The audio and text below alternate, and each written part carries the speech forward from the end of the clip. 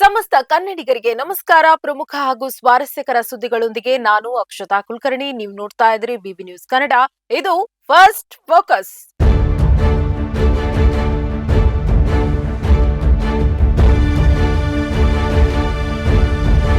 ಮೊದಲಿಗೆ first focus ಸುದ್ದಿಗಳ ಮುಖ್ಯಾಂಶಗಳು. ದೇಶಾದ್ಯಂತ ಓಲಾ, ಉಬರ್, ರ್ಯಾಪಿಡೋ ಮುಷ್ಕರ. ರಾಜ್ಯದಲ್ಲಿ ಸ್ತಬ್ಧವಾಗುತ್ತಾ ಆಪ್ ಆಧಾರಿತ ಕ್ಯಾಬ್ಗಳು. ವಿವಿಧ ಬೇಡಿಕೆಗಳ ಮುಂದಿಟ್ಟು ಮುಷ್ಕರಕ್ಕೆ ಕರೆ.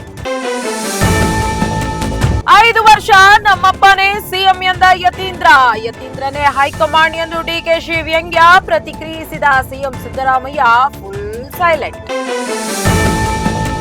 ಮೆಟ್ರೋ ದರ ಏರಿಸಿದ್ದು ರಾಜ್ಯವಲ್ಲ ಕೇಂದ್ರ, ರೇಟ್ ಇಳಿಸೋಕೆ ಚರ್ಚಿಸುತ್ತೇನೆ ಎಂದ ಸಿಎಂ. ಸಿದ್ದರಾಮಯ್ಯ ಮಾತಿಗೆ ತೇಜಸ್ವಿ ಸೂರ್ಯ ಕಿಡಿ. ತಿರುಪತಿಯಲ್ಲಿ ತಿಮ್ಮಪ್ಪನ ಲಡ್ಡು ಲಟಾಯಿ. ಟಾಯ್ಲೆಟ್ ಕೆಮಿಕಲ್ ನಿಂದ ಪ್ರಸಾದ ತಯಾರಿ. ಜಗನ್ ಸರ್ಕಾರದ ವಿರುದ್ಧ ನಾಯ್ಡು ವಾಗ್ದಾಳಿ. ಶತಕ ಬಾರಿಸಿ ವೈಭವ ಪರದ ಆಟ. ಭಾರತದ ಮಡಿಲಿಗೆ ಅಂಡರ್-19 ಕಿರೀಟ. ಮರಿಹುಲಿಗಳಿಗೆ ಮಂಡಿಯೂರಿದ ಇಂಗ್ಲೆಂಡ್. ಪಾಕಿಸ್ತಾನದ ಮಸೀದಿ ಬಳಿ ಬಾಂಬ್ ಸ್ಫೋಟ. 70 ಜನರ ಸಾವು, 250 ಮಂದಿಗೆ ಭೀಕರ ಗಾಯ. ಇಸ್ಲಾಮಾಬಾದ್ನಲ್ಲಿ ತುರ್ತು ಪರಿಸ್ಥಿತಿ ಘೋಷಣೆ. ಇದೀಗ ಫಸ್ಟ್ ಫೋಕಸ್ ಭಾರತೀಯ ವಿವರಗಳು. ಇಷ್ಟು ದಿನ ತಣ್ಣಗಾಗಿದ್ದ ನಾಯಕತ್ವ ಬದಲಾವಣೆ ಈಗ ಪವರ್ ಶೇರಿಂಗ್ ವಿಚಾರ ಮತ್ತೆ ಕಾವು ಪಡೆದಿದೆ. ರಾಜ್ಯದಲ್ಲಿ ಸಿಎಂ ಬದಲಾವಣೆ ಗೊಂದಲ ವಿಚಾರ ಮತ್ತೆ ಮುನ್ನೆಲೆಗೆ ಬಂದಿದೆ. ಈ ಬಗ್ಗೆ ಮಾತನಾಡಿರುವಂತಹ ಸಿಎಂ ಸಿದ್ದರಾಮಯ್ಯ ಪುತ್ರ ಯತೀಂದ್ರ ಸಿದ್ದರಾಮಯ್ಯ ಹೇಳಿಕೆ ರಾಜ್ಯ ರಾಜಕೀಯದಲ್ಲಿ ಸಂಚಲನಕ್ಕೆ ಕಾರಣವಾಗಿದೆ. ಸಿಎಂ ಬದಲಾವಣೆ ವಿಚಾರದಲ್ಲಿ ಯಾವುದೇ ಗೊಂದಲ ಇಲ್ಲ. ಹೈಕಮಾಂಡ್ ನೇರವಾಗಿ ಹೇಳದೇ ಇರಬಹುದು, ಆದ್ರೆ ಸಿಗ್ನಲ್ ಕೊಟ್ಟಿದೆ. ಸಿದ್ದರಾಮಯ್ಯ 5 ವರ್ಷ ಸಿಎಂ ಆಗಿರ್ತಾರೆ ಎಂದು ಎಂಎಲ್ಸಿ ಯತೀಂದ್ರ ಸಿದ್ದರಾಮಯ್ಯ ಹೇಳಿದ್ದಾರೆ. ಈ ಮಾತಿಗೆ ಪ್ರತಿಕ್ರಿಯಿಸಿರುವ ಡಿಕೆಶಿ, ಯತೀಂದ್ರ ಅವರೇ ನಮ್ಮ ಹೈಕಮಾಂಡ್, ಅವರು ಏನ್ ಮಾತು ಹೇಳ್ತಾರೋ ಅದನ್ನ ನಾವು ಗೌರವದಿಂದ ಸ್ವೀಕಾರ ಮಾಡೋಣ ಎಂದು ಡಿಸಿಎಂ ಡಿಕೆಶಿ ಟಾಂಗ್ ಕೊಟ್ಟಿದ್ದಾರೆ.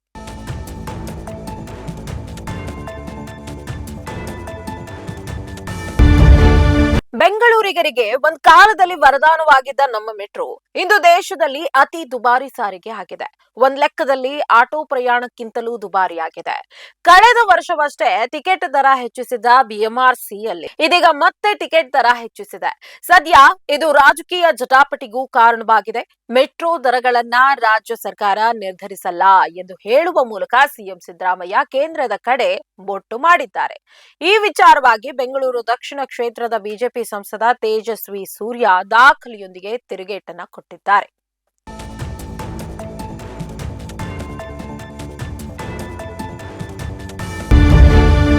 ಜಗತ್ ಪ್ರಸಿದ್ಧ ತಿರುಪತಿ ತಿಮ್ಮಪ್ಪನ ಲಡ್ಡು ಲಡಾಯಿ ಮುಂದುವರೆದಿದೆ. ಸ್ನಾನಗೃಹ, ಶೌಚಗೃಹ ಸ್ವಚ್ಛಗೊಳಿಸಲು ಬಳಸುವಂತಹ ರಾಸಾಯನಿಕ ಕಲಬೆರಕೆ ಮಾಡಿರುವಂತಹ ತುಪ್ಪದಿಂದ ತಿರುಪತಿ ಲಡ್ಡು ತಯಾರಿಸಲಾಗ್ತಾ ಇತ್ತು ಎಂದು ಆಂಧ್ರಪ್ರದೇಶ ಸಿಎಂ ಚಂದ್ರಬಾಬು ನಾಯ್ಡು ಗಂಭೀರ ಆರೋಪ ಮಾಡಿದ್ದಾರೆ. ಹಿಂದಿನ ವೈಎಸ್ ಜಗನ್ ಮೋಹನ್ ರೆಡ್ಡಿ ಸರ್ಕಾರದ ವಿರುದ್ಧ ವಾಗ್ದಾಳಿ ನಡೆಸಿದ್ದಾರೆ.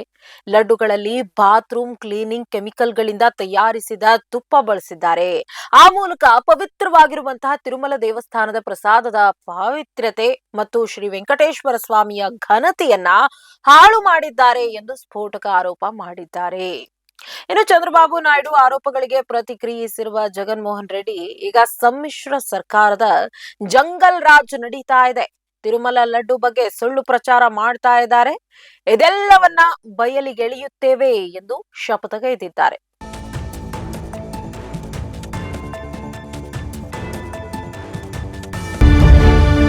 ಪಾಕಿಸ್ತಾನದ ರಾಜಧಾನಿ ಇಸ್ಲಾಮಾಬಾದ್ ಶಿಯಾ ಮಸೀದಿಯಲ್ಲಿ ನಡೆದ ಆತ್ಮಾಹುತಿ ಬಾಂಬ್ ದಾಳಿಯಲ್ಲಿ 70ಕ್ಕೂ ಹೆಚ್ಚು ಜನರು ಸಾವನ್ನಪ್ಪಿದ್ದಾರೆ.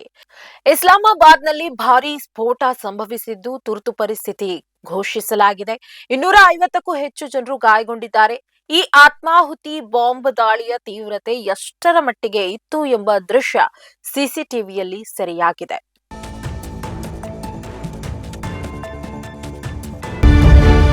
ಜಿಂಬಾಬ್ವೆಯ ಹರಾರೆ ಮೈದಾನದಲ್ಲಿ ಯುವ ಭಾರತ ತಂಡ ಇತಿಹಾಸ ಸೃಷ್ಟಿಸಿದೆ. ಅಂಡರ್ 19 ವಿಶ್ವಕಪ್ನ ಫೈನಲ್ನಲ್ಲಿ ಭಾರತ ತಂಡ ಇಂಗ್ಲೆಂಡ್ ತಂಡವನ್ನ ಬರೋಬ್ಬರಿ 100 ರನ್ಗಳಿಂದ ಸೋಲಿಸಿ ಇದರೊಂದಿಗೆ ಭಾರತ 6ನೇ ಬಾರಿಗೆ ಅಂಡರ್ 19 ವಿಶ್ವಕಪ್ ಎತ್ತಿ ಹಿಡಿದಿದೆ. ಈ ಪಂದ್ಯದಲ್ಲಿ ಮೊದಲು ಬ್ಯಾಟಿಂಗ್ ಮಾಡಿದ ಭಾರತ 50 ಓವರ್ಗಳಲ್ಲಿ 9 ವಿಕೆಟ್ಗಳಿಗೆ 411 ರನ್ ಕಲೆ ಹಾಕಿತು.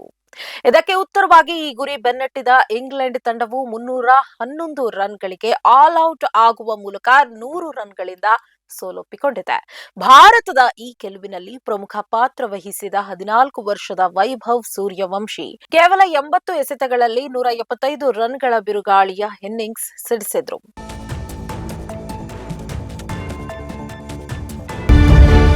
ಇದಾಗಿತ್ತು ಈ ಕ್ಷಣದ ನ್ಯೂಸ್ ಫಸ್ಟ್ ಫೋಕಸ್. ಸಮಗ್ರ ಸುದ್ದಿಗಳಿಗಾಗಿ ಸದಾ ಗಮನಿಸಿ ಬಿಬಿ ನ್ಯೂಸ್ ಕನ್ನಡ. ಇದು ಕನ್ನಡಿಗರ ಪ್ರತಿಧ್ವನಿ.